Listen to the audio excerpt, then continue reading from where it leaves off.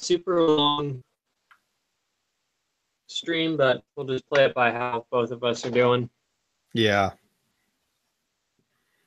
More or less, it's just like a little fun stuff and woohoo, you know. Says we're live. So we Let's take a look at the stream. Yep, I see a stream. Toggling back and forth. Let's see.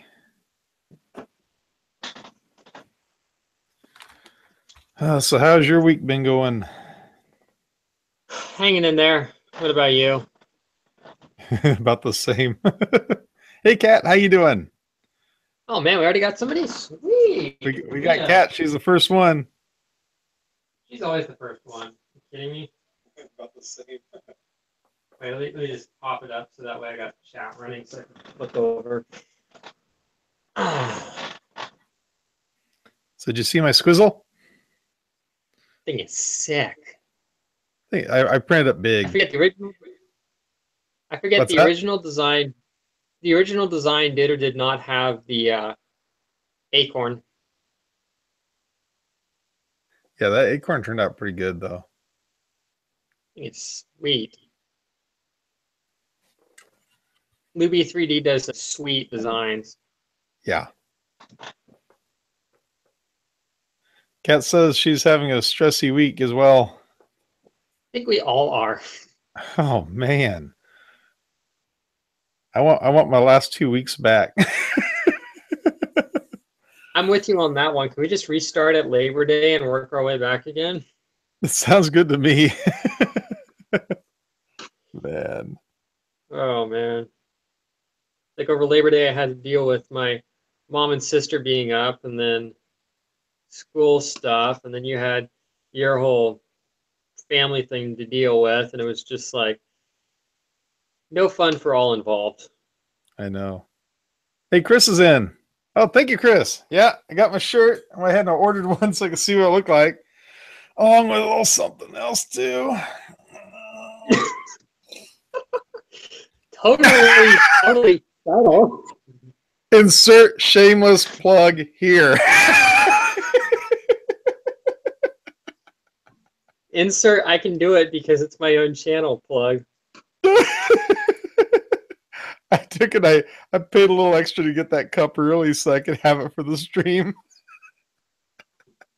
That's awesome. Actually, it came in last week because I was trying to get it so I'd have it for last week when the stream happened. Then when everything else happened like that way, I kept it in the box. Chris is saying swag attack. That's right, swag attack. My swag is I'm rocking the free Matter Hackers t-shirt that I got at Maker Faire courtesy of Mara. So, woo, swag attack. I gotta get one of those eventually. Yeah, you just gotta, order a couple $100,000 worth of crap, and then they'll be, oh, here's a free t-shirt because we love it.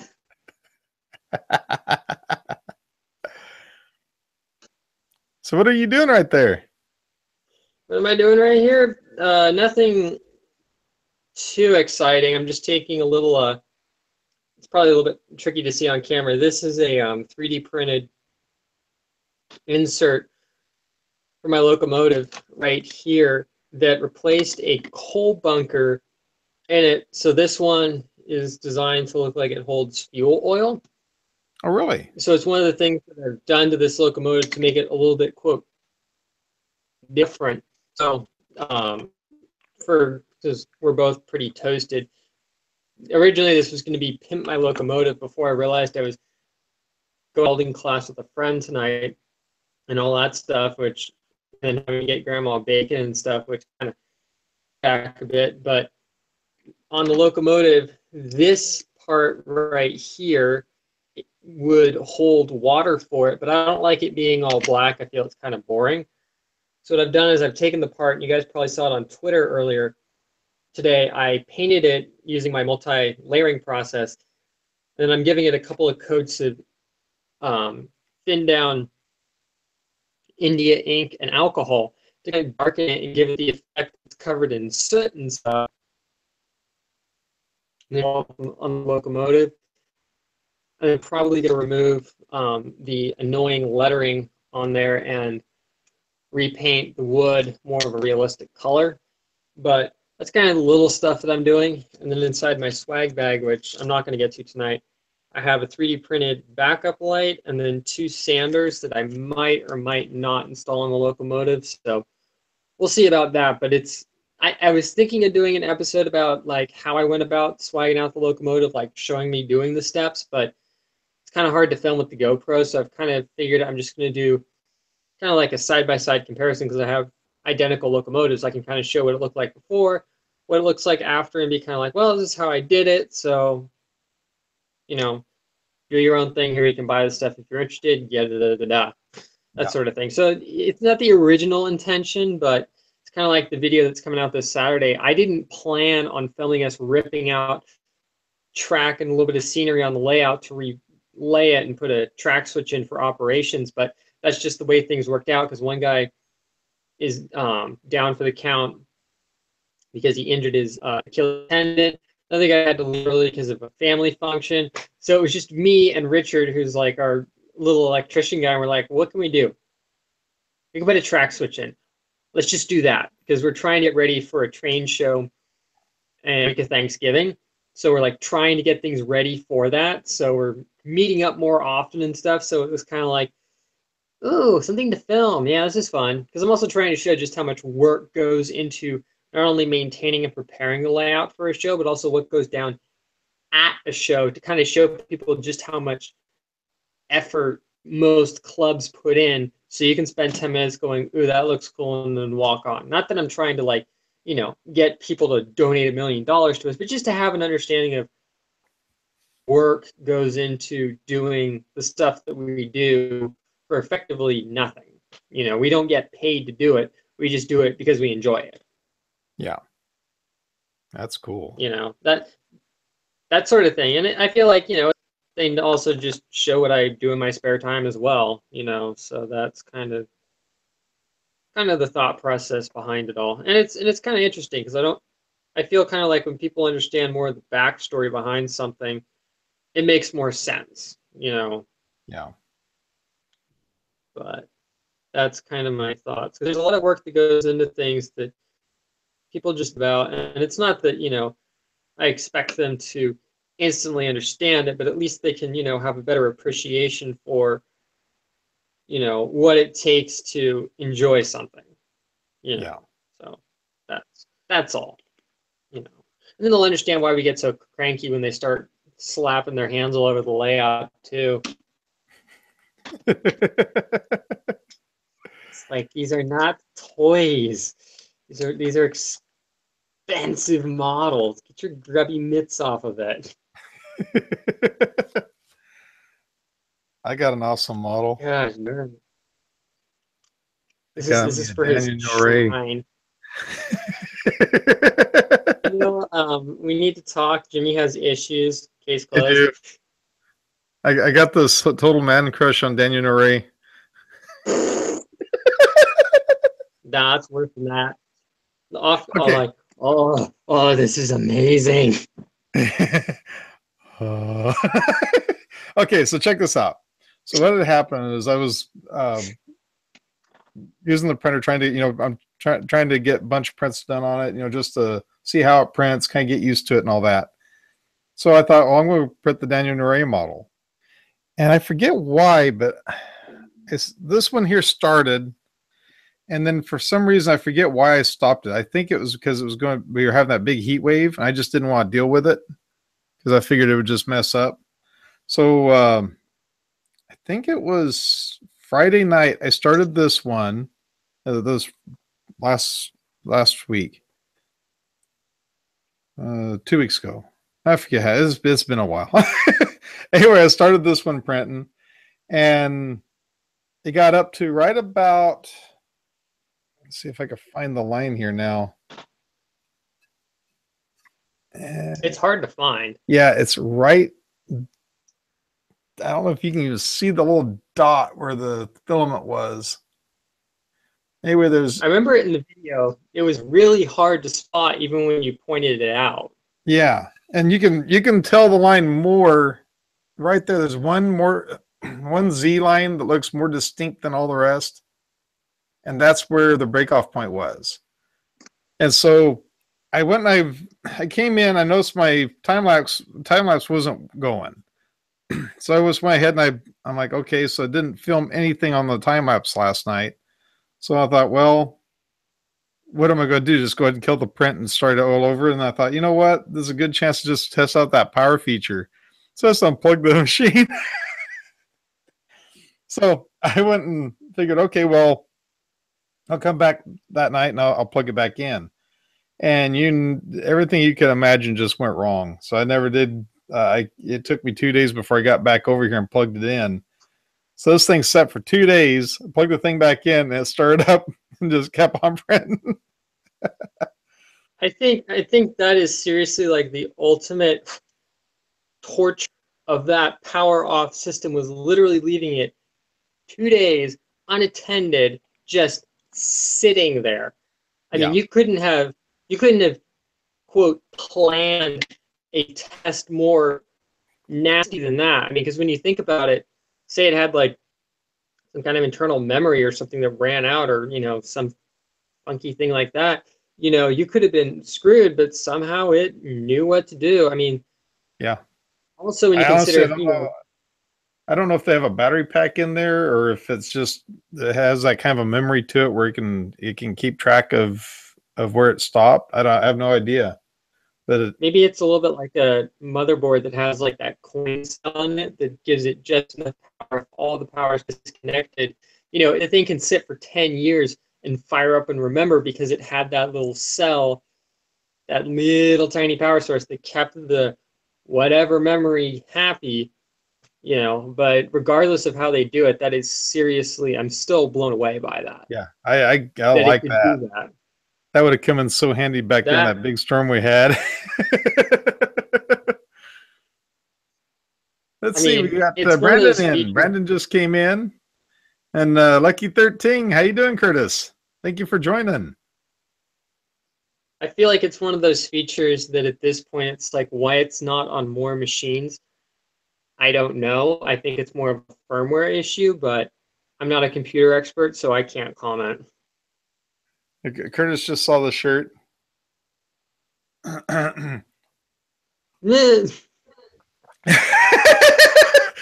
doesn't even have to look up. He knows what I just did.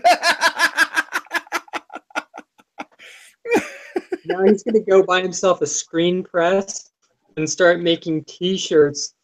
Just I hit him up first. I'm like, "Hey, are you gonna be printing shirts?" He says, "No." Lost opportunity. That is a shame. Yeah, he's definitely was my first choice. That's for sure. Oh, this was funny. My welding instructor tonight was like, "Oh, thanks for giving me tons of anxiety with that photo of you wielding a hammer right over the train layout." I'm like, "Oh, you'll really love this week's upcoming video hacking into a wild train." And he goes, "Oh gosh, no." It was great. I wish I had his reaction on camera. I'm like, I have one up to the welding teacher again. Welding related. This is awesome. Chris is asking, didn't Curtis feed you, Jimmy? You look like you've lost weight. Yes, Curtis did feed me, by the way, and it was an awesome dinner. I'll tell you that. It was awesome. To this day, I've never tasted potato salad like that either, too. That is awesome. Yeah, but since then, though, I haven't done a whole lot. Let's put it this way. Yesterday at 3:30, I finally had breakfast. And I had dinner at like 11 o'clock. Oh gosh. I've been skipping breakfast here lately. Curtis says, used to do silk screening, never again. Fair enough. The guy probably knows stuff that we don't. What's that? I'll put it this way. If the guy who can do stickers says it's a pain, it's probably a pain. It's going to be a pain. I guess you can actually take silk screening classes over at City College. Can you? Yeah, because one of my friends is actually in one, which is pretty cool.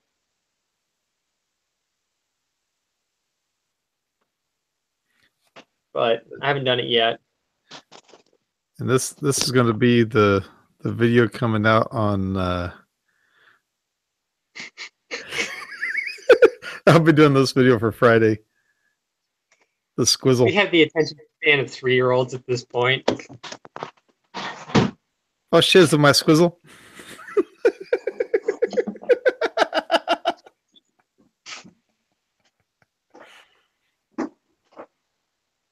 You all right over there? Yeah, I had to run off camera and get some clear fixative for the weathering powder that I put on the little thing. It might not show up on camera, but I put a little bit of white where the water goes in and a little bit of brownish where sand would go in, figuring that, those would be somewhat realistic because this poor locomotive doesn't get much love. Gets lots of work, not a lot of love. Chris says, shizzle my squizzle. And then he put trademark.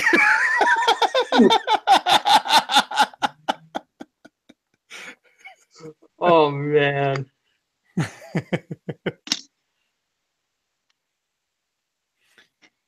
Here's another thing I'll I printed admit, too. I printed this at 0.2 layer height though.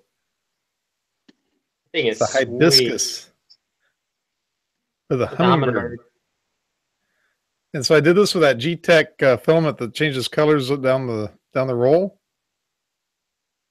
But then I recorded this one. I've got it recorded. It's still on the camera. I haven't put it on the computer yet. I need to work on that video probably tomorrow. But this one I didn't record and I regret it. This one here, my niece in Colorado, Kim, she's going to paint this one because her mom really loved, she loved Hawaii and she loved the hibiscus and all that. I guarantee you she will not paint this one. That one is just beautiful. That just turned out insane. I mean, the color change happened at exactly the right time to really make it pop. No need for a mosaic palette.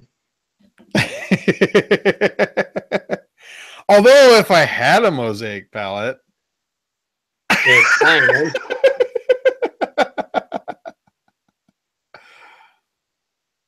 anyone curious to send Jimmy a mosaic palette, please send it to blah blah blah address. Yeah. Anyone would like to send me a resin printer? Yeah.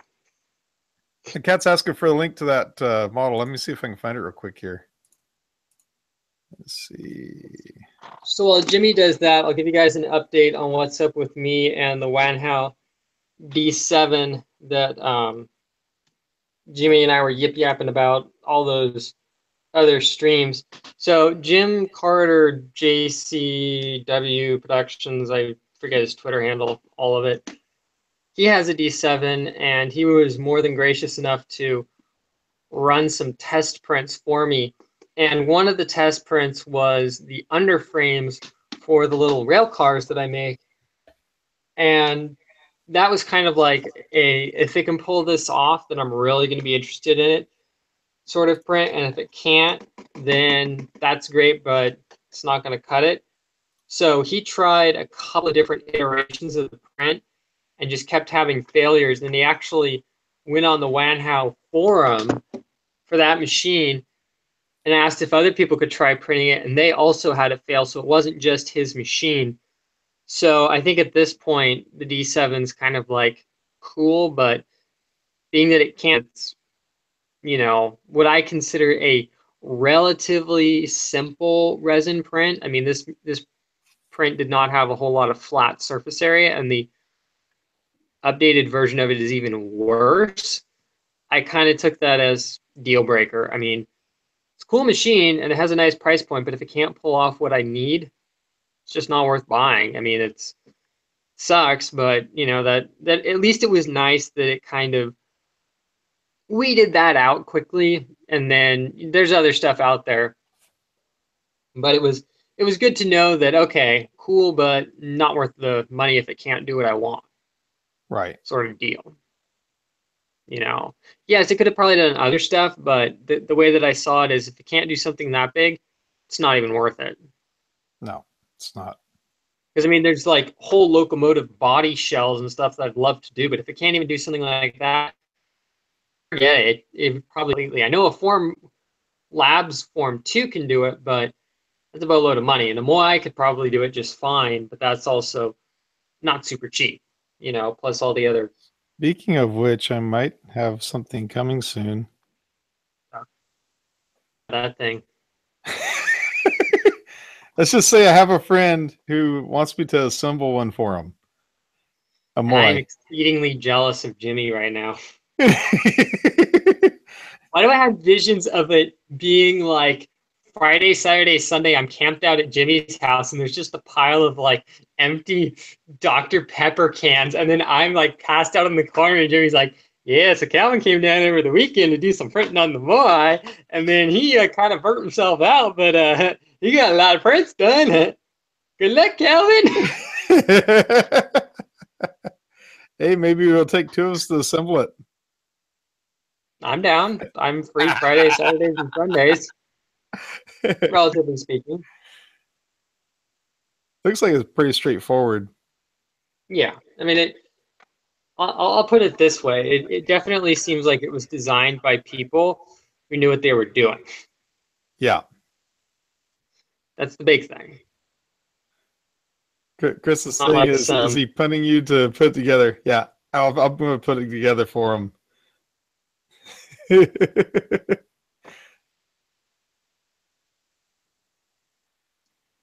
that is pretty sweet though. Like I've said though, my biggest hiccup with a resin printer besides the cost is all the equipment and the mess. Those are like the big things that are still kind of like, oh, you know, still kind of a thing that I'm hesitant about just because I have a hard enough time keeping my room clean with FDM machines, let alone bringing a resin machine in there or trying to set up in the garage or, you know, I definitely would have to make some big changes before I really said, yeah, I'm ready to get one, you know. So there's always more to it than just one thing, but you know.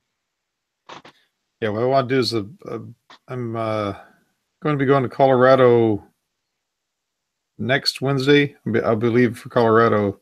I'm when I get back, I need to finish the working with the G-Tech printer, get that, finish doing my testing with it and stuff like that. I'm hoping to knock out a few more videos this week and get them all set up so while I'm gone. But hopefully get that done like within the next week or so after I get back in 1st of October. But shortly after that, that's when I'll start working on that. And then that's going to be a learning curve because I got to learn everything about how SLA printers work and all that. Yeah, I'll put it this way. I have experience working with them, and they're definitely a totally different beast than an FDM. You know, it's not that you can't learn it, it's just you pretty much have to start from square one. You know, but it's a good thing to know, you know. Curtis What wants I'm to know really what a curious Moai about. printer is. It's a resin printer, Curtis, in case you didn't know.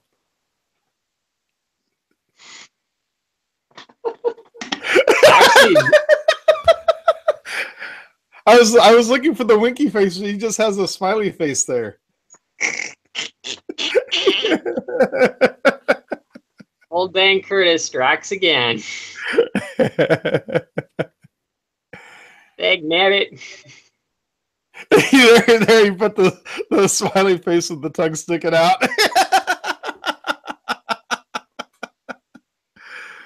That says yes, it is a bit messy, but the prints are awesome. Yeah, that's definitely the case. That's what It's I hear. I hear that you don't see or feel layer lines at all, is what I understand. for the most part, no. That I will say though, on parts that have a very shallow angle to them, you definitely will notice the layer lines. That's just the nature of it. But in general, like what Angus said and stuff, it is true. It's actually pretty incredible. Yeah. But um, they're they've still got a ways to go. We'll put it that way. You know, they're a very cool concept. It's just the resins, the curing, all that still it's a big issue that, you know, I don't really think that you'll be able to get around it. I mean, even with a polyjet print, and I'll have to ask my friend to confirm on this, but even then, I think once you've cleaned the model up, you still have to send it through more UV post curing. It's just during the printing, it gets enough UV curing to solidify everything, but it's not like it's fully cured at that point. So I'll have to double check with him on that fact, though. I'm not 100% sure, so don't quote me on that. Now, Kat's saying that she can help me with it as well. And that's now that since I got you two here, I got a question. Now, I've got fluorescent lights right up here. Do I need to switch those out to LED, or do LED lights also produce UV light? All of them will. The resin actually takes a while to begin to noticeably degrade under ambient lighting. The big thing is you don't want direct sunlight blasting at the UV protection, though, because that'll totally overpower it. So what I would do is in your general workspace, if you just have the little UV cover thingy down, it'll be fine. Okay. I wouldn't worry about it. The big with thing fluorescent is, lights here, I'm fine with fluorescent lights. should be fine. Okay. Now, how about LED lights? Do they produce UV light?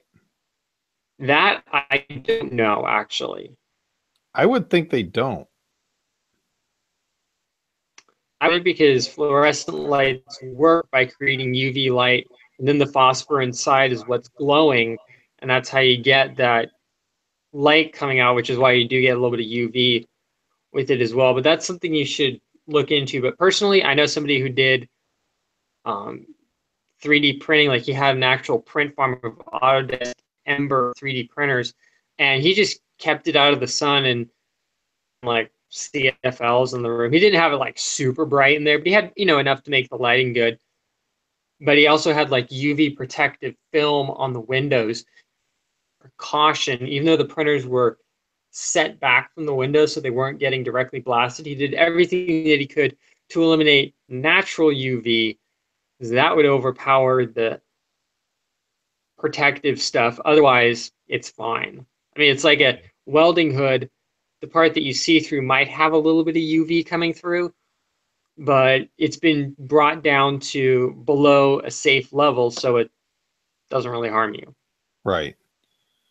Now, Chris is saying that he understands the Moai resin is not daylight curable. It's not daylight curable, but it will react with the UV that's in natural light, and it will degrade. It'll start to slowly cure the resin. Right. I mean, you can almost instantly cure it if you take a UV laser pen and go zip, it'll cure. You know, but it will. What I mean by degrade is the whole of the resin will just slowly start to cure, and it will become less and less and less light sensitive as more and more of it reacts.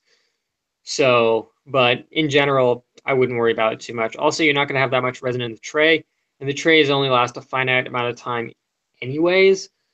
So, I mean, if you're really concerned, what you could do is you could always take some resin, put a little bit in like a little metal container, leave one outside and leave one under set lighting, and then compare them in like a day and see what the difference is. If you're really concerned about it, that's what I would do, honestly. So theoretically, a person could use a like a black light to cure the resin, then, huh? Yeah, when you do like the post cure on it, that's literally what you do. Is you take a box or whatever with a black light, and just leave it under the light for X amount of time. Because when you get the prints off the machine, they're not fully cured. It's like the poly. It's partly cured, but it's still soft because it hasn't for enough time to fully solidify it. It's still somewhat soft, so you'll want to put it under UV light for they recommend a certain amount of time. Then you pull it out, and then at that point, it's good. Okay. Yeah. So it's a little bit of work, but some people can just leave. Some people like to leave the prints in the sun for a while. Some people actually like to use a UV light because they know it's consistent. In your case, I just say do whatever works best for you. That's my take on it. Kat says she bought a nail gel curing unit to post cure the print. It has a 405 wavelength. Yeah, that's, I think, pretty common for UV curable resins, is that wavelength approximately. You can also buy little like individual LEDs in that wavelength, solder into a perf board, and build your own box. I've seen people do that as well. Plus, they have the little UV flashlights for checking driver's license too. Yeah, you can do pretty much anything that's a UV wavelength that's going to be reactive to the resin is what you want. Yeah, it's one of the tricky sides of it. Makes it interesting. Jimmy's going, oh crap, what did I get myself into? Like, I just barely learned how to do the other stuff. And now people are throwing complex stuff at me? Oh, shoot. I'll figure it out. It's not all as bad as it seems. It sounds really complex, but I think the hardest part is going to be building the machine. Based off what I've seen, the Moai seems relatively simple to operate and run. I mean, it's like anything. It's like with an FDM printer. It probably works just fine with the stock profile settings, but if you really want to be a nitpick, you can go in there and tweak things. But for general use, I think it's more than adequate, personally. Yeah, I'm going to I think I'll probably assemble that one kind of like I did with the PrinterBot Smalls. Do it on live stream. That'd be fun. Yeah. That way we can all yell at you and shout when you screw up. You did it wrong! You did it wrong! Wait, you need me off camera so I can like start yelling at you like when people are yelling at you in chat, so you're not like 20 minutes into the build and everybody's like been yelling at you like, no, Jimmy, you flipped the stepper, and then you check the chat and you're like, oh gosh darn it. Or the one where I was getting ready to take the stepper apart. You never disassemble a stepper! You idiot! Don't do it! If you do it, the world will end! Don't do it, Jimmy. You have too much to live for. That was just wrong. It was. Let me grab something real quick. Oh god. Okay, let me. Did I show you what came in the mail the other day? No, because I saw your flashy mug. Oh yeah. My balls came in. One sec. Jimmy guys balls. Jimmy guys balls. Balls.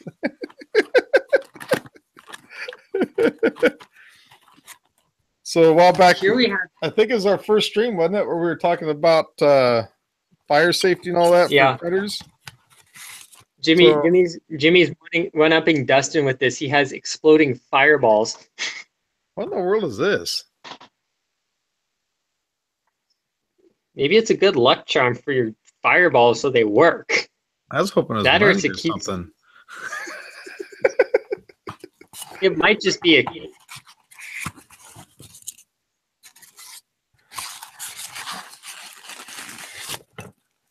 There we go. Sweet. How about that? That is actually pretty sweet. It actually is. See, there's a fuse. See that dark part right there? That raised. Yeah. That's the fuse. Smaller than I thought, actually. They actually have two different sizes. I end up getting the smaller one because it's cheaper. Yeah. We don't need to put out a dumpster fire. Cool. I got a skateboard too.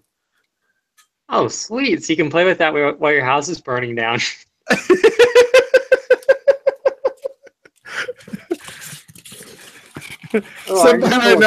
Somebody at the company's like, wait a minute. That's where that skateboard went. It's my tired bad joke mode. So it comes with this little basket thing to. Hmm. You can set it next to it, or if you want to, you can put a couple screws into the wall and have it up on top, or I guess have it down inside like that, hanging. Huh. I have an idea. Next time we meet up, bring one of those along and leave it with me, the stands, Okay. and I'll design on our printer, our Destructo printer, which I need to work on that sometime soon, actually. Um, I'll design up a stand that's built into that from steel, so it holds it like, 6, 8 inches above, like a reasonable height.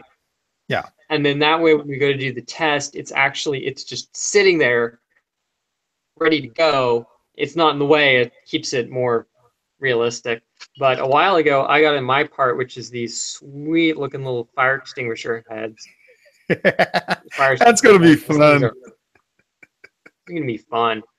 I got 5 of them. I'm tempted to actually um, see how much heat it takes to make one blow, and then actually just try using the one that's already blown, just run like a small amount of water through it just to kind of see what kind of pattern it gives, just out of curiosity. I still need to work on my side of the things like the ignition setup and things like that. But what I've decided that I'm probably going to do is just take some copper PC board, cut a trace in it so it's like a heating element, and then make an ABS little sleeve that it slides into. So it simulates a circuit board inside an ABS enclosure, which is completely reasonable.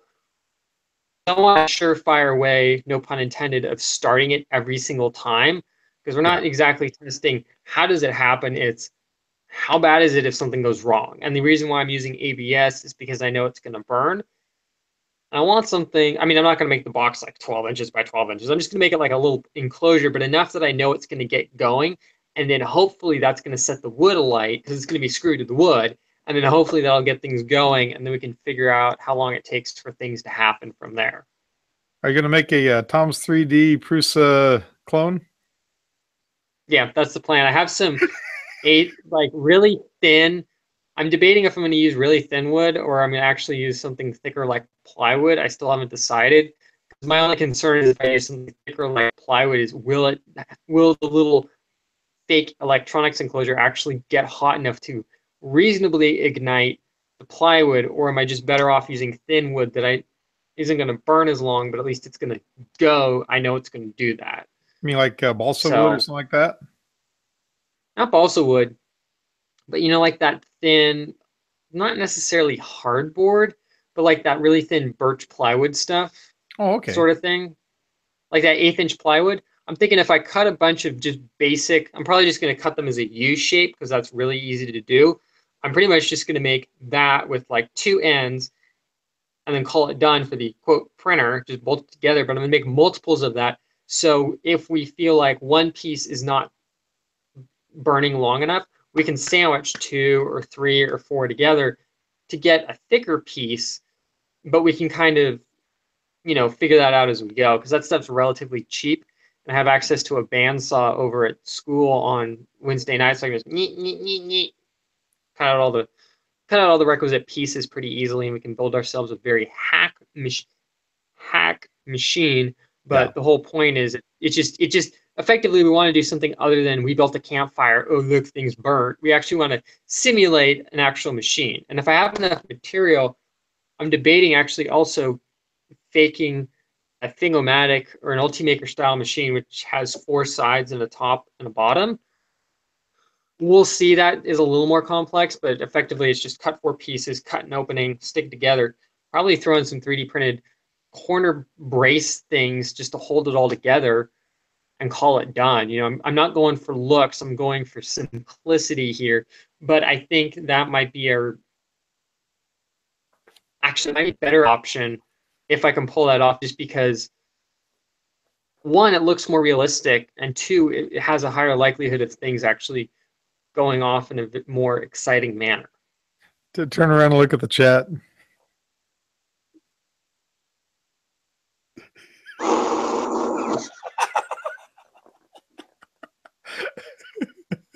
Mr. No, Fancy Pants there. Get a haircut, Calvin. The one on the top left. Yeah, that one. That's because it still has hair gel in it. You can tell how much prep work I put into this stream. Curtis says, at least it's not a man bun. Oh, God, no. Oh. Two people who remained anonymous during the portion of this chat forced me to do it one day, and I'm like, fine, just for you guys. And I'm like, this is just awkward. Sorry, it's just not my thing.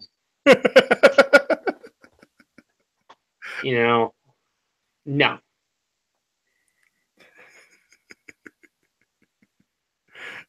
There are some things I will not do. I will do a lot of things, but I will not do that. I hear you. I did it because it was one of those, okay, fine, it's only one time. But other than that, it's like, no, I'm not doing it. I'm not that kind of a hipster person. I don't go to Blue Bottle Coffee every morning to get my hand-picked, perfect beans, cold brewed New Orleans style. Heck no, I don't do that. You mean you don't get that? What was that Cyril Cat or whatever it is coffee? No. What was that cat bean coffee stuff they were doing? There's so many right? dumb. Yeah, there's so many dumb trends in the coffee world right now. It's just like whatever happened to the old days of you poured a cup of the black stuff or you put a little cream and sugar in it and you called it good. You know, it's not that I'm necessarily, quote, hating on it. It's just, it's become so ridiculous anymore. What people are doing in the name of, "Oh, look at what we did." It's like, this is just pathetic. I'm trying to remember what the name of that coffee was. It was where they take the coffee beans, they feed it to whatever this animal is, and then after it poops it back out, they go and they turn it into they roast it. I don't know. I don't care how, quote, sanitary they claim it is. That's just nasty. I'm sorry. Yeah, there's just no way. There's certain things you're not supposed to do. Drink coffee that went through an animal. No. Bats. That one's guano. I forget what the one for the cat is. I want to say it's Cyril Cat or something like that coffee. I forget what it was. Oh gosh. Yeah, while we're at it, we should just pack the printer that we're going to use on camera as our burn machine full of bat guano because that stuff burns really good.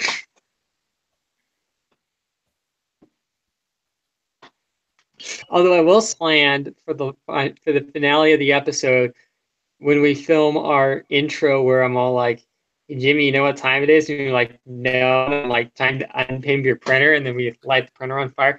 I've got some special effects stuff in mind for that, but I'm keeping the details of that secret until we do the shoot, so that way it's a surprise for everybody because it's going to be tight. It's called Civet Coffee. That's what it was. Civet. It's just nasty. I am sorry. You never guess what I put into Google to find it. Don't want to know. I put in the search for cat turd coffee. It came right up.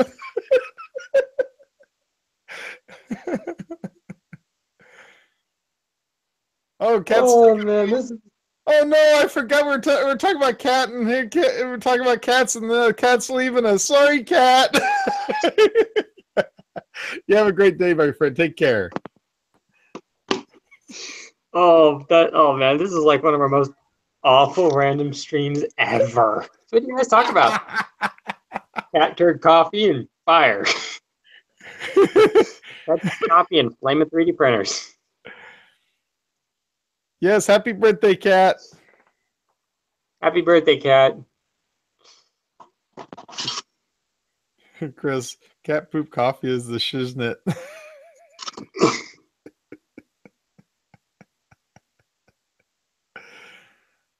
Oh man. Oh, shizzle.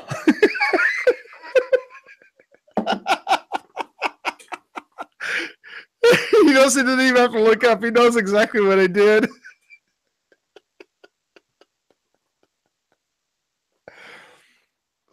Are those balls getting to you, Jimmy? Is 2 balls too many to handle?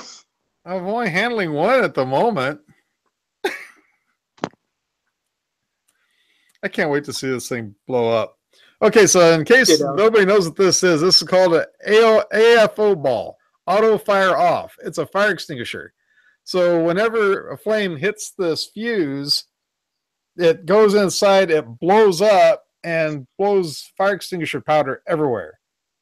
So not only the explosion part of it is supposed to, concussive force is supposed to help put out the fire, but the fire extinguisher powder going everywhere, just the fire retardant just blows it out.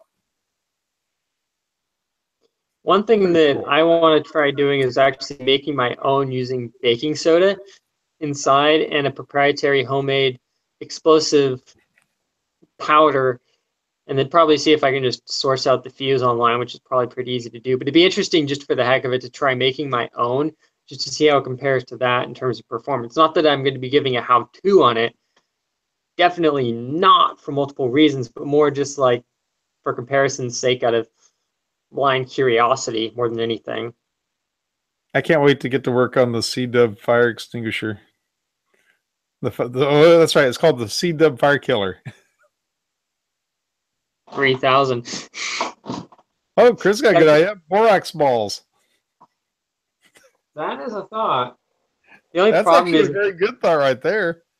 The only problem is if it gets too hot, it'll pretty much turn into like bracing flux on everything. And that stuff is a pain to remove. Yeah. That's why I was thinking baking soda, because it's a cheap, readily available inert powder. Show off. And for the record, I have not forgotten about making the commemorative stuff for the Jimmy Shaw's Tidbits giveaway. I just have not had time to get around to working on the printer.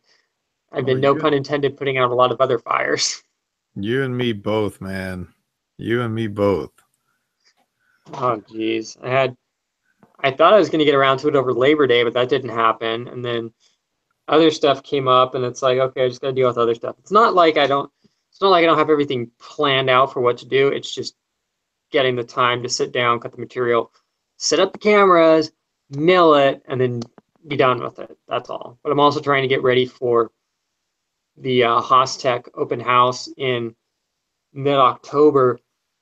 Because I created the Insta Machinist hashtag on Instagram a long time ago, I'm going to be bringing along some of my little brass little things that I've machined, but I want to make extras just in case I run into a lot of people who recognize me. I'm not exactly planning on it, but I don't want to also get caught off guard.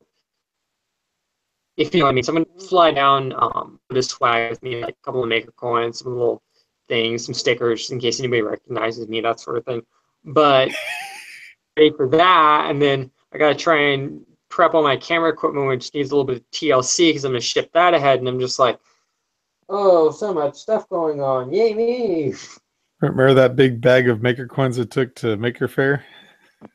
Oh, yeah. Oh, the big bag I got to come back home with?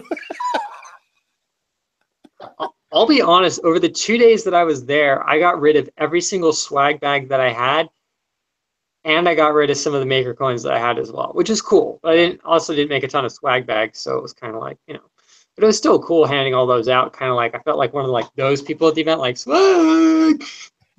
It was cool, I actually felt kind of like that time I was actually a part of something. Yeah. You know what I mean? So the other times where it was kind of like I went there and I saw people and I went home, it was like that time it was more like, okay, now it's making a little more sense going to Maker Faire, even though I'm still always like 50-50 about it every year. But I usually end up going. You're although I will a whole lot more than the next one. Definitely. I mean, I'll be honest. The thing that I will say that's a little bit depressing is every year that I've gone, I've noticed more and more and more and more and more corporate stuff and less regional makers. And that to me kind of defeats the point of the Maker Faire. Although, like I always tell people, the main reason why I go is not to see new crap, it's to see people. Yeah. You know, but then it's like, is it really worth the probably dollars that I spend over 2 days to get in there, you know, get in there, go home, eat any food and whatever, you know, you kind of have to say to yourself, is it really worth that much money to do it? And part of me says yes, and part of me says no. But then part of me says, well, maybe next year I'll have somebody to sponsor me, or I'll have a job, or whatever, you know. I'll figure it out when it comes up. Hey, we got those cool media passes. That's what made it all worth it. Yeah, the only thing is I don't know if I would have got in for free if I didn't have the ticket before. I think that's something I'll have to ask them in the future is if I have a media pass, do I have to get a ticket? Yeah. I think that's the thing. Yeah, that's what I figured. But thankfully I'm able to get student rate because I will still be a student come next Maker Faire, thankfully. But if I didn't have student rate, it would be even worse. Yeah. I mean, I was still shelling out over $60 for 2 days with a student discount with early bird, and I'm like, oh. And then you throw transportation in there, and it's like, oh man. You know, even though I go to Millbury and hop on train there and then take the bus, still is like easily $5 or $6 on Caltrain or BART to get there. What, Chris? You know, it adds up. Chris is saying the media pass doesn't require a ticket. Huh. I paid for my tickets. Ditto.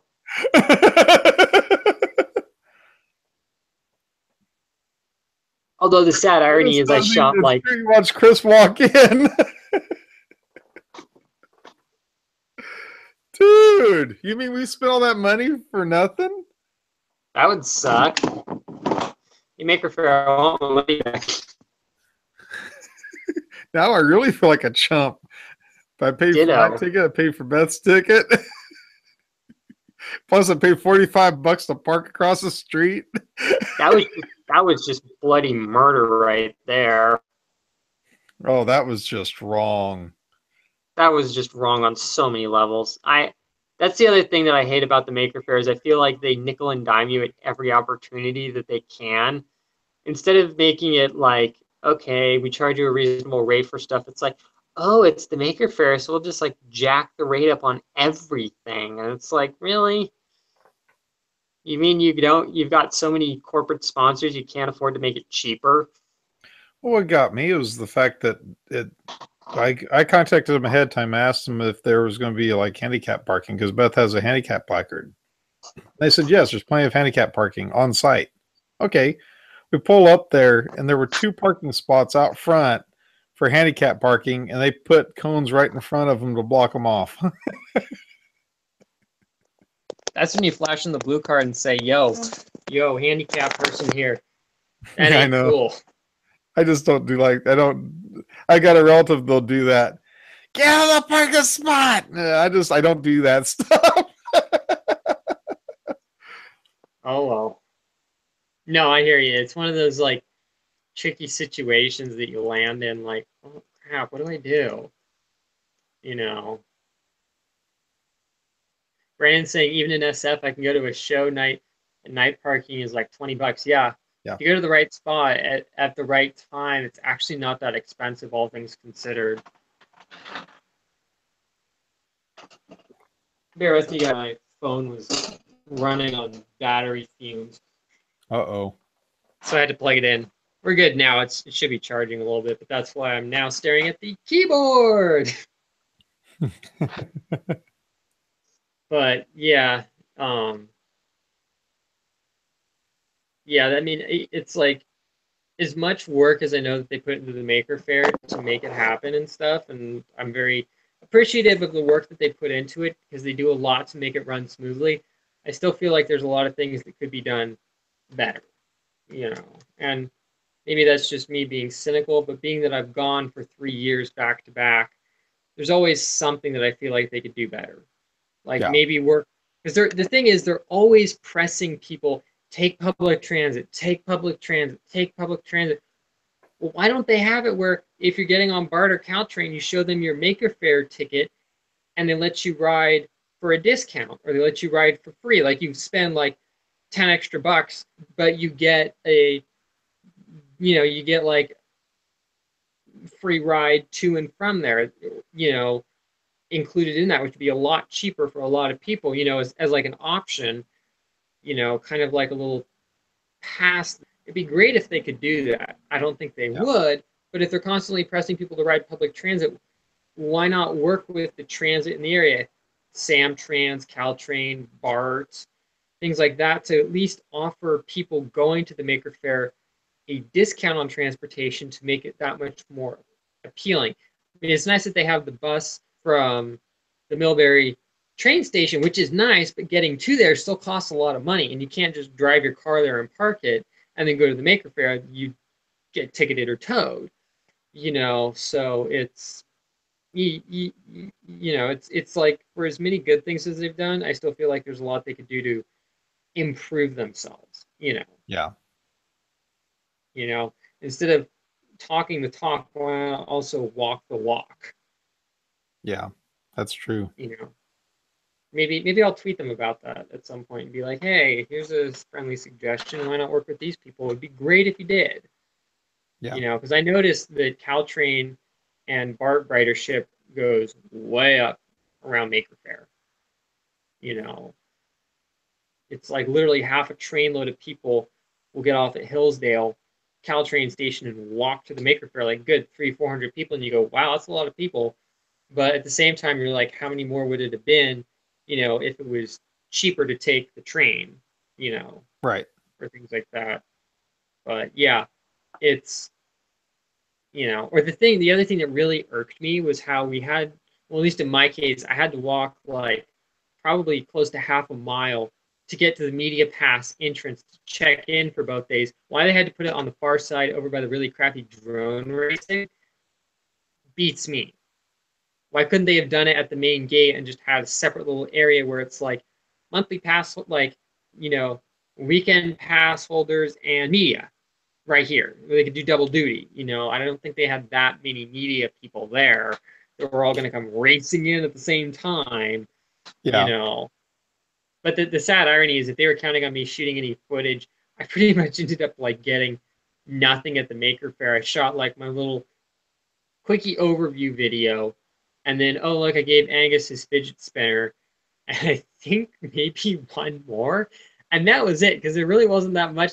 Oh yeah, the like interview with Logan from Unlikely Creators, his buddy, but it wasn't like I shot like a whole 20-minute vlog of, oh look, I'm at Maker Faire, oh look at this, oh look at that. It was like I just didn't see anything that really shouted to me that it was worth filming, or I just knew it was going to be absolute nightmare to get any kind of decent audio in there, unless I had to set up like Jim, like Jerry or Joel, it's kind of like, forget it.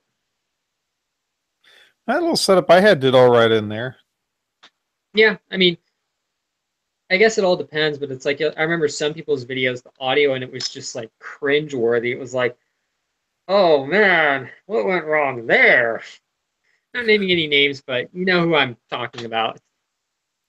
Yeah, well, the thing is, just like with when I was there, I used that Behringer microphone, which is supposed to be a very directional microphone. And from everything I read, it said that in an environment like that, that's what you'd want. Oh yeah, and yours worked really good. And then, but I saw other people where they were just using like their audio recorders, and I don't think those microphones are directional. I think they're just omnidirectional.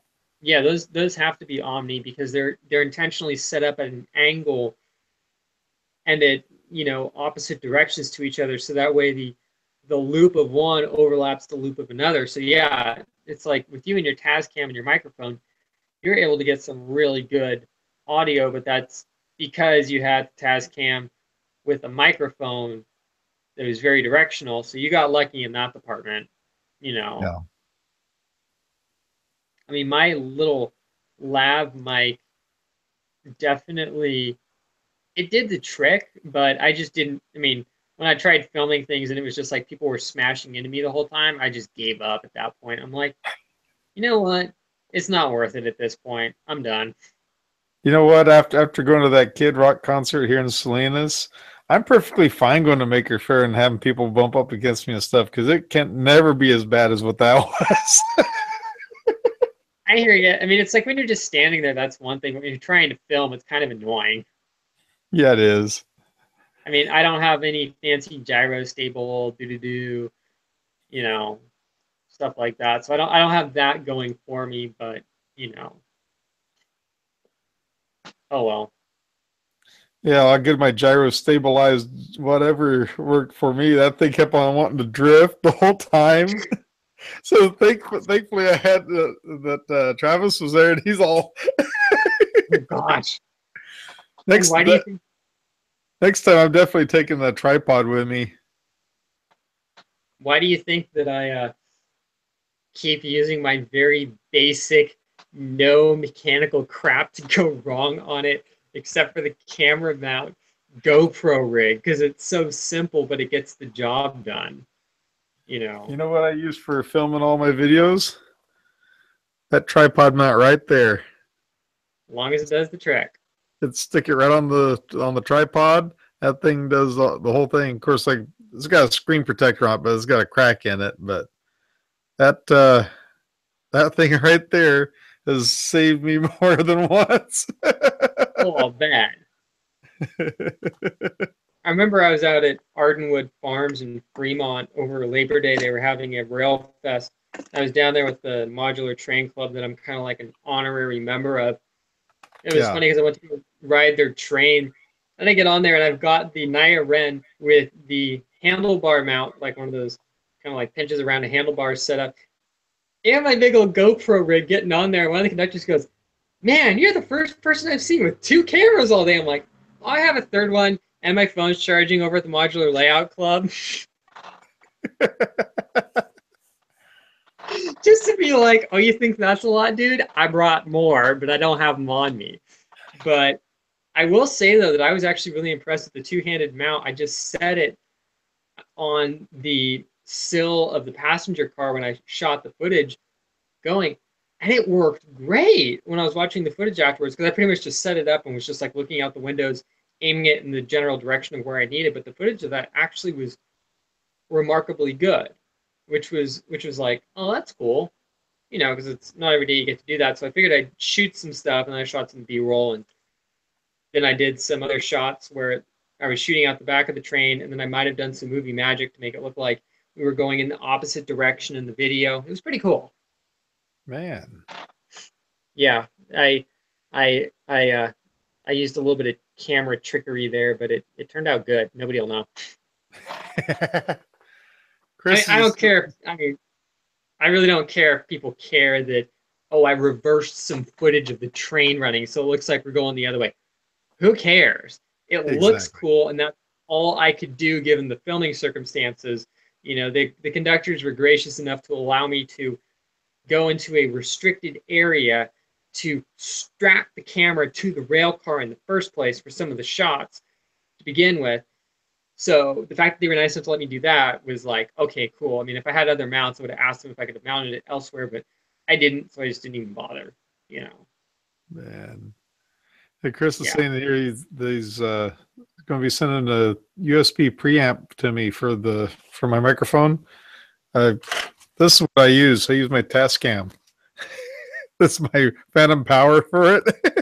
It actually does all right, but he said he's got a, USB preamp he was telling me about a while back. What doesn't he have just like lying around? That is the question. Chris, do you happen to have a couple of resin printers lying around? I mean, Chris, do you happen to have a couple of resin printers you can send me? A couple of He probably CNC machines, does. couple of clones of me? That'd be great. Send one off to send one off to college for me, you know, send another one to do random 3D design crap, and then a third one to help me with filming.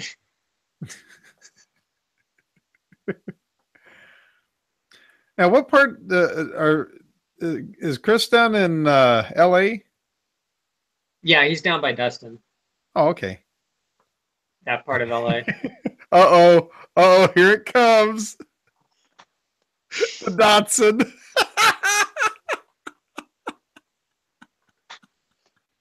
Oh my gosh. I might just have to film a gag episode with my dad where he You talks know, about the dots. I have to say, this is the longest we have went before somebody mentioned the Datsun.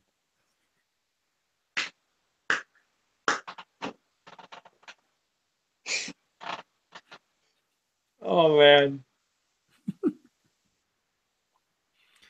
He says Maybe I'll see. he's down in Huntington Beach.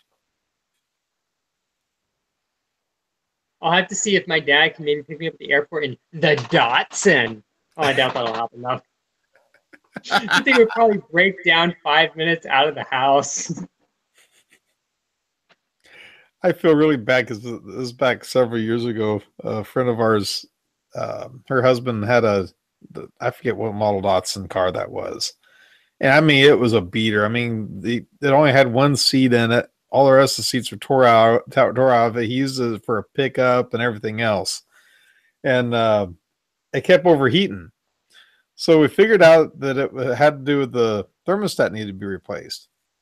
So we went to take off the housing for the thermostat, and the aluminum housing broke. And you cannot buy them. He ended up trashing the car because of it. It's horrible. We tried JB Weld and everything else to get that thing fixed back up, and it was just every time we'd fix one part, another part would break. It just was like it was just done. That sucks. Chris says he can hotwire Datsun easy. Yeah, because of that, I'm not going to say what and where, but there might be a security interlock built into the car for that very reason, because it's like my Honda. Any schmuck can walk up to the thing with a pencil, touch something, and oh, the car started. He said he can open the door if locked with the number 2 pencil. Oh gosh. Curtis says he's pretty sure any key will work with a Datsun that old. Probably. The ultimate skeleton key. Well, this has been a show all about nothing, hasn't it? Hey, it was good to just get back and do what we do best, which is talk about much about nothing. Yeah, I know. Watsons, trains, resin printers, life, family, Yeah, all that good stuff.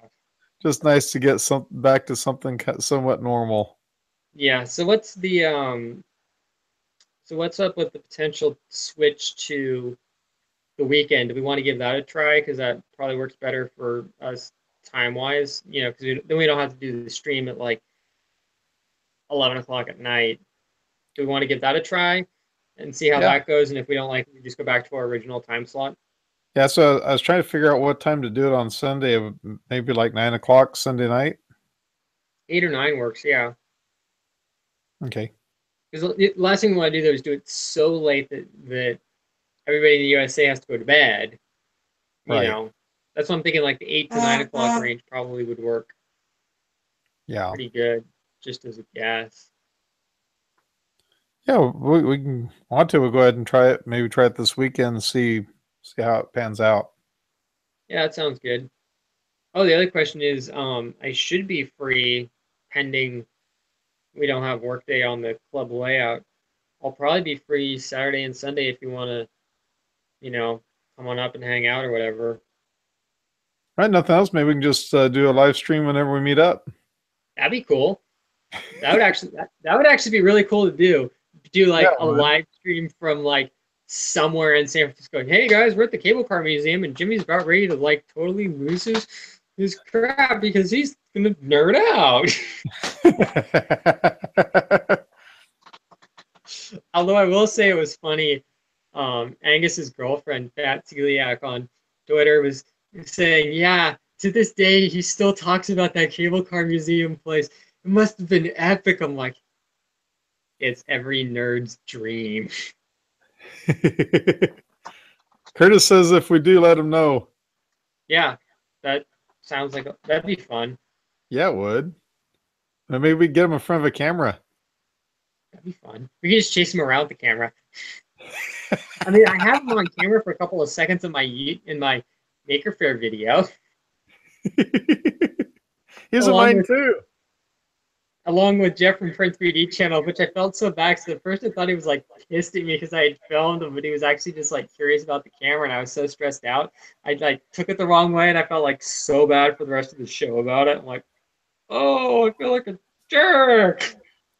I'm going to try my best on the way back from Colorado. I'll be coming back. What is that? I think it's on the 30th. I want to say I'm going to, it's either the 29th or the 30th. I'm going to start back. But I'm going to try my best to run past because I'll be coming the southern route. So I'm wanting to stop past and see the 3D printing professor. I want to stop by and see him if I can. And then I also would like to stop off when I go through Vegas and see Jeff. That'd be cool. I like it that you're trying to actually maximize the amount of people that you're seeing while you're in the area that you normally wouldn't see. You know, that's cool to do. I'll be out of town late October 12th through the 16th down in Southern California for the HOSTech on the 13th, which is a Friday. And then I'll be down there for a couple of days. So hopefully I can film some tiny house stuff with my sister, do some stuff like that. Because I've had some people ask me, like, well, did it get done? I'm like, yeah, but I never got an update film. But I'll probably be free to do like a Saturday stream. And I might even do some little quick live streams on the extras channel down there of kind of like, oh, this is what I'm doing, or just, you know, whatever. Shoot some little vlogish style stuff for fun, but we'll see. Do you ever do Periscope? Sometimes. I mainly do it whenever I'm at concerts. I'll usually do a Periscope. Periscope works good for me just because there's a lot more people that follow me on Twitter. Yeah. I still haven't figured out how to set up a YouTube live thing. And usually it's kind of like, oh, look, I'm walking around somewhere, woohoo, job done. Nothing like super wow. And if it's really anything worth saving, that's what I have action cameras for. So you could almost do kind of like a simulcast, if you will, but we'll see. Because I do want to try and make it down to LA if I can, if I have time. Because I don't know if you've heard about the Angels Flight tramway, that little funicular that runs in LA. They finally reopened it for like the 10 gazillionth time. That thing is like, I remember going on it as a kid, and then they had problems and it sat unused forever. Then they got it running, then they had a little issue and they stopped and they have it running again. So I want to try and like go there, like shoot some time lapse of it, shoot some video of it, all that stuff before it like shuts down again.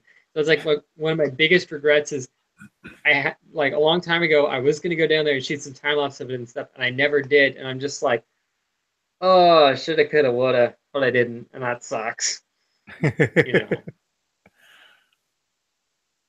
Yeah, I'm also on my way back. I'm swing past Bakersfield and see my friend Nate. Him and his family moved. You're here that one time I was talking to him on the phone, right? Yeah, because he calls up and you're like, hey Nate, what's up? My mom's in the car. we have interesting conversations. and your mom just has this like look on her face like she really wants to slap you, but because I'm in the car, she's like refraining from it.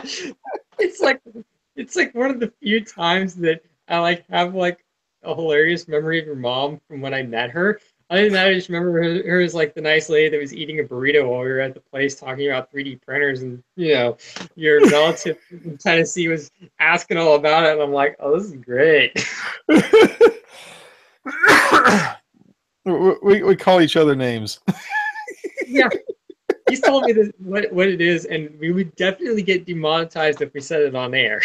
Oh, definitely. We'd be tarred. I'd be tarred and feathered and everything else. When you're one of them, there are certain things that you can say that otherwise you cannot. Let's just say that as he calls me, I'm the blackest white guy he ever met.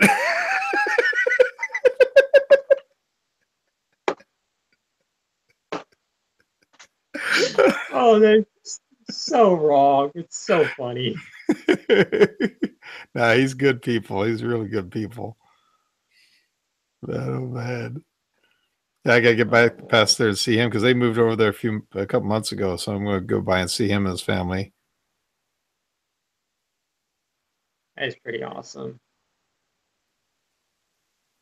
Oh, Well, so do we want to talk about really quick our crazy idea that we've been talking about a little bit over the last few days that I've had for a while, and then we kind of totally changed the direction of which one was that? the 3D printed paddleboard Oh catamaran design yes, that we were talking about? we need to do that. We totally need to do that. So, in short, what happened is a long time ago, I was thinking it'd be really fun to build a paddleboard using some scrap pink insulation foam that I have lying around. And I thought about 3D printing one, and I was like, yeah, no, yeah, no. And then Jimmy's like, the heck with it, you should totally 3D print one. So what we're designing up is literally a paddleboard that's a catamaran design. So it has two smaller pontoons and then an open area in the middle. But each pontoon segment, and there's going to be a lot of them, are going to be 3D printed.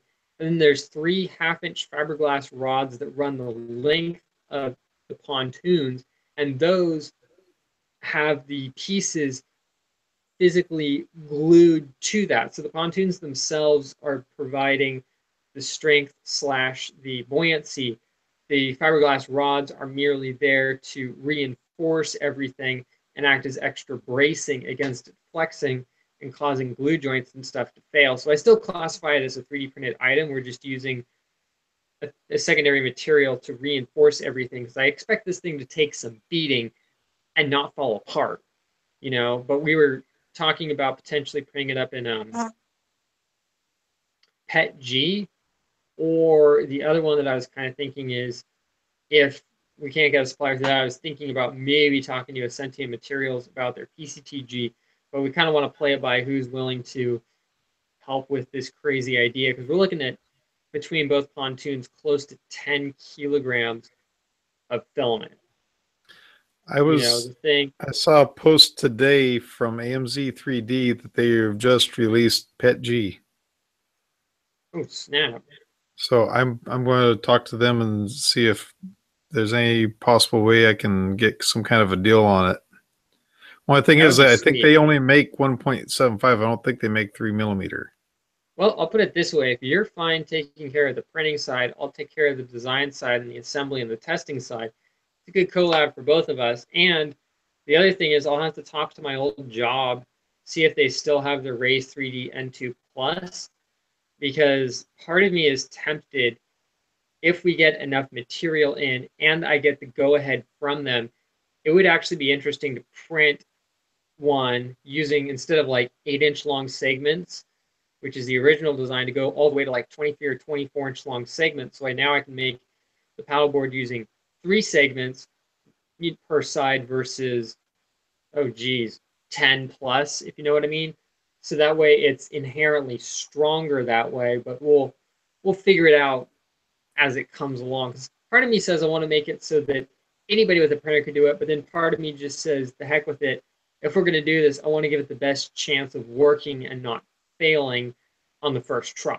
And I'm not talking, oh, it goes sink, sink, and then we put another pontoon on there. I'm talking like the thing physically just cannot hold up. But based off the research that I've done, a 1/2-inch fiberglass rod, those sound ridiculously stiff. Yeah. And 3 of those running the length of this thing is probably going to be like overkill, but I'd much rather be overkill than underkill.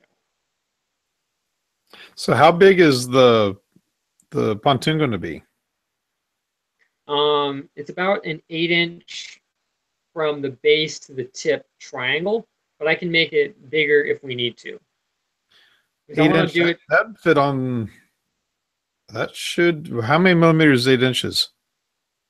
Let me see. Is that 200 or is that 180? I think it's 200. It's 203. 203.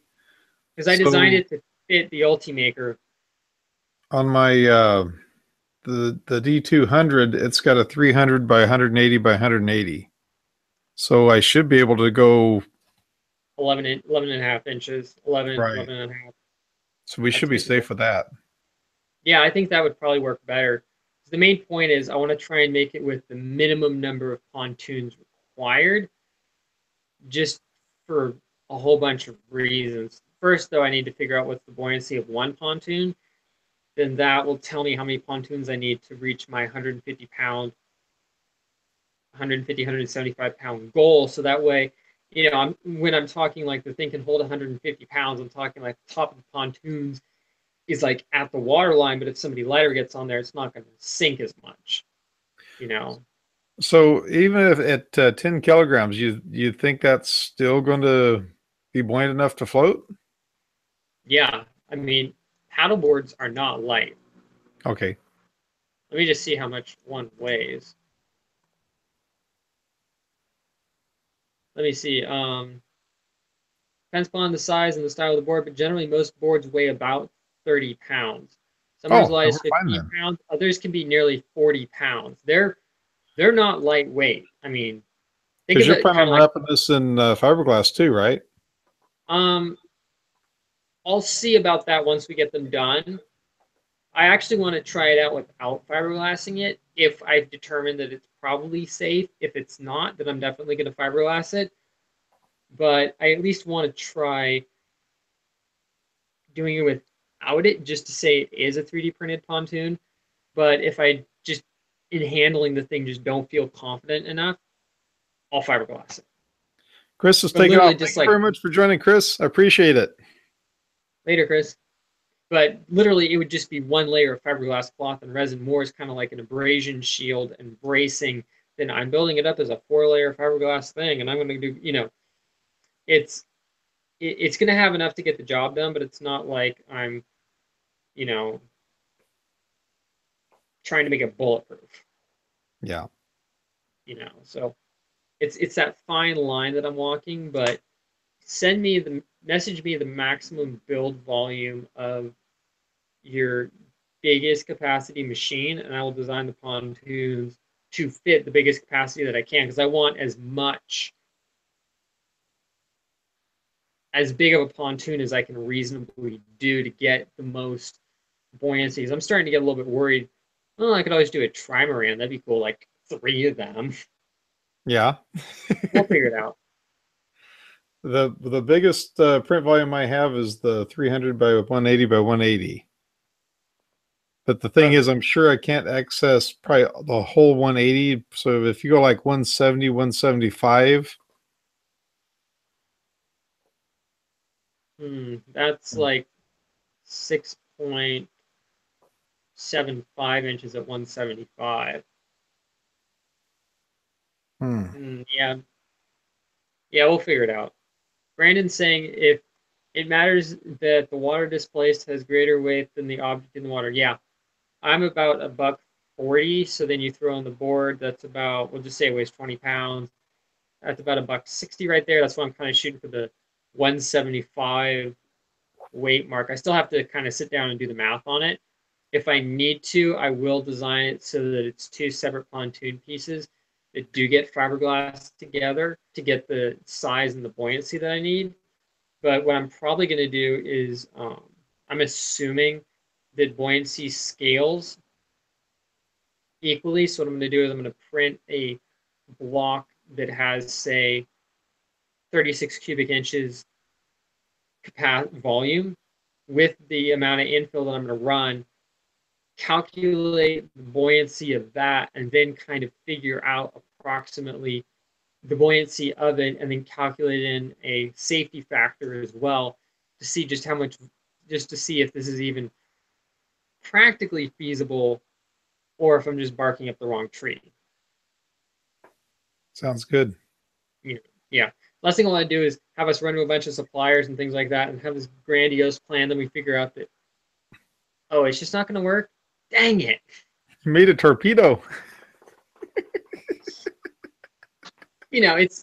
It's more or less the last thing I want to do is just make us look like a bunch of buffoons who don't know anything. I mean, obviously there is always that risk of it not working, but I don't want to just run into this thing and then kick myself later and go, oh man, why didn't I think of this? Why didn't I think of that? Maybe it was just better off to do foam after all, kind of figure it out now versus later when we've invested like 100 hours worth of printing time into it. That's the other thing is, quite honestly, I still think it's faster to build one from foam because I was Yeah. looking at the printing time per piece and it was pushing like 8 hours block. And I'm just going, oh man, you'd be printing these things nonstop for a week. I think you should still do the one with the foam, like you were talking. Yeah. Go ahead Just and for do that comparison. one, and then this will just be something. If we do it, it'll be something for you to do later on.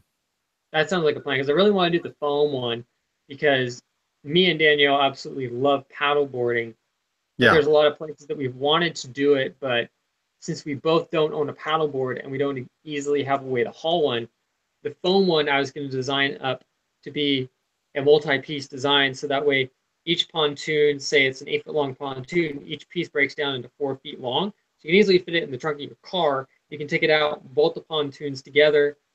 You know, I know it's not going to be as strong and as hydrodynamic and all that crap. We don't really care about that. I'm trying to go for something that's portable, and then I'm definitely going to have some 3D printed parts in there, probably for the mechanism that holds the pontoons together and things like that. Would definitely be a really good example of using it for the bolting it together and stuff. Just you're like gonna do like a slip joint. something I was thinking, I thought about doing that where it's staggered. But then the other thing is I was going to run tubes, probably metal tubes through both of the pontoons. Then have a plate on the bottom, probably in brass or stainless steel or something like that. And then have another plate on the top that acts like a washer. And then literally screw a bolt through from the top plate into the bottom plate. And everything's designed to be relatively tight. So it pretty much squeezes it together and then it helps prevent it from sliding this way. But by having the plates, it helps spread the load out over a larger area. Or what I was thinking would make more sense is if the connecting piece of probably like fiberglass covered wood to seal it, if that plate is what joins the two pontoons together, that would probably make the most sense. Yeah, And then if I need to, if I feel like it, I can make a brace just with a couple, like a plate that sits on the bottom that has like two, say, 1/4 inch rods running across it. So it's not going to add much drag, but that way it helps prevent the bottom from potentially doing that. Anything I can do to make it more rigid, especially if it's in slightly choppy conditions, because we're probably going to be using this in the ocean. We're probably going to swim out with it a little bit past the break and then start doing all Hawaii 5 style on the thing. You know, maybe we'll have like a waterproof Bluetooth speaker and we'll just be like blasting the Hawaii 5 theme song the whole time or something like that. But the idea is I want the thing to actually be able to do more than just hi, we're paddling around some harbor, which is really boring. I want to be I can see you out there playing YouTube approved music while you're doing it. find somebody's YouTube approved version of the Hawaii 5 theme song, just like go all like intro on it, like with the dudes in the boat, like paddling in the waves and stuff. But yeah, I definitely, because I'm probably going to be, depending upon school scheduling, going down sometime in the spring to visit family. I have some time to work on the foam version of Yeah, this, but I want to try and make that first, and then we can really. I mean, I'm still working on the 3D print one in my spare time, so if we do get approval from somebody to go ahead and do it, we have the capabilities of doing it. But at the same time, you know, it's not like if it doesn't work out, it's not that big of a deal. yeah, You know, true. but we'll see. Well, my So friend, you much about for, ready to call it? I'm about ready to call it. So much for that quote short stream. I know. Yeah, I gotta get up in the morning, do some yard work, and then I gotta be up there at the funeral home at 1 o'clock. We're doing the viewing tomorrow from 1 to 4, and then Thursday will be the actual funeral. I hear you. So I really wish I could be there, but sadly, school. yeah, no worries, my friend. No worries at all. I'll be there in spirit. Appreciate Just it. bring my maker coin along and put it on a chair and be like, "Oh, Calvin's here." Make it with Calvin right there. That is just so wrong. But see, we have Calvin here. We have a piece of Calvin.